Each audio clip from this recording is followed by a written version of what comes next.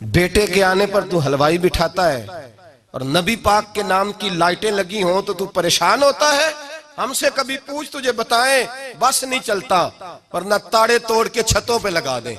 بس نہیں چلتا فرشتوں کو بھی کہیں آؤ ہمارے ساتھ شامل ہو جاؤ, آمد مصطفیٰ مرحبا مرحبا کا نعرہ لگانا ہے. ہمارا بس نہیں چلتا ورنہ دنیا کی ساری نعمتیں بچھا دیں اور لوگوں کو بتلائیں کہ اصل تو خوشی منانے کا دن ہی آج ہے جب اللہ نے ہمیں اپنا پیارا رسول عطا فرمایا ہے. اور ہمارے امام تو کہتا ہے میلاد نہ کر, ہمارے امام نے تو کہا حشر تک ڈالیں گے ہم, حشر تک. یہ 2-4 دن کا تو پروگرام ہی نہیں ہمارا, حشر تک ڈالیں گے ہم پیدائش مولا کی دھوم اور مثل فارس نجد کے کلے گراتے جائیں گے. خاک ہو جائیں عدو جل کر مگر ہم تو رضا, دم میں جب تک دم ہے ذکر ان کا سناتے جائیں گے. ہمارا تو 1-2 دن کا پروگرام ہی نہیں. اور پھر سنو کتنی بڑی نعمت ہے. حضرت عباس سے کسی نے کہا تھا اللہ کی سب سے بڑی نعمت, تو بخاری اٹھانا, فرمانے لگے محمد نعمت اللہ. بخاری ہے بخاری, فرمایا محمد اللہ کی سب سے بڑی نعمت ہے صلی اللہ, یہ سب سے بڑی نعمت ہے. کچھ کہا تو صحیح نہ یار. ایک مجھے کہنے لگا نہیں وہ 9 ربیع الاول کو آئے تھے, تو میں نے کہا 9 کو میلاد مناؤ, کوئی مسئلہ نہیں, 9 کو میلاد مناؤ, کوئی مسئلہ ہی نہیں, ہم تو سارا سال مناتے ہیں, بس 9 کو مناؤ نا بھائی. کون کہتا ہے عید نہیں ہم کہتے. میں نے کہا چلو جشن میلاد کہہ لیا کرو, کسی طرف آؤ تو صحیح نہ بھائی, جشن میلاد ہی کہہ لو. یہ کہہ لو تم نے خوشی منانی ہے تو محفل میلاد کہہ لو, نہ عید کہو, عیدیں 2 ہی ہیں. میں نے کہا نہیں وہ بھی تیری غلطی ہے, میرے نبی نے کہا ہر جمعہ میری امت کی عید ہے.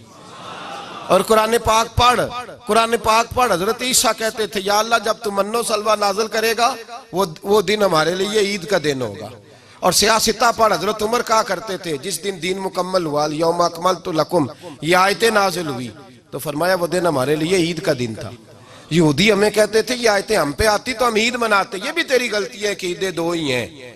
رب جب بھی کسی کو دید کرائے وہ عید کا ہی دن ہوتا ہے, وہ عید کا ہی دن ہوتا ہے بھائی. ہمارے لیے سب سے بڑی عید یہ ہے, اس لیے کہ باقی عیدیں اسی عید کا صدقہ ہے صلی اللہ تعالی علیہ. تو عید میلاد النبی پہ اظہار مسرت کرنا, خوشی کا اظہار کرنا, خوشی کا اظہار کرنا, یہ تو ایمانی تقاضا ہے, یہ تو روح کا تقاضا ہے, یہ تو اندر اچھلتا ہے. شریعت جتنی ہمیں اجازت دیتی ہے اتنا ہم کرتے ہیں.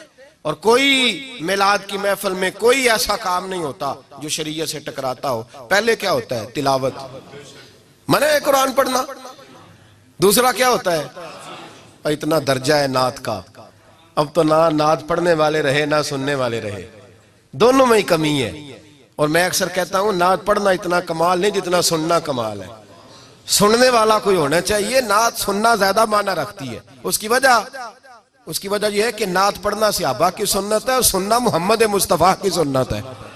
اور سننے والے کا درجہ, ہاں تیرا درجہ زیادہ ہے اگر تو سمجھے تو. اور اتنا بڑا درجہ کہ حضرت احسان بن ثابت نعت پڑھے تو نبی پاک اپنی چادر ممبر پہ بچھائے اور فرمایا نیچے نہ پاڑ, ادھر میرے ممبر پہ بیٹھ کے پاڑ. یہ کوئی معمولی بات ہے؟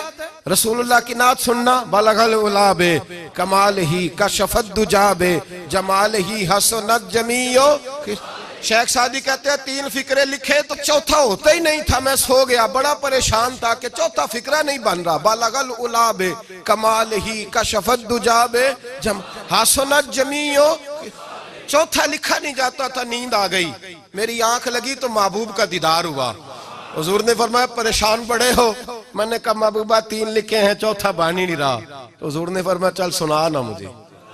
یہ چھوٹا نعت پڑھنا کوئی چھوٹا کام ہے؟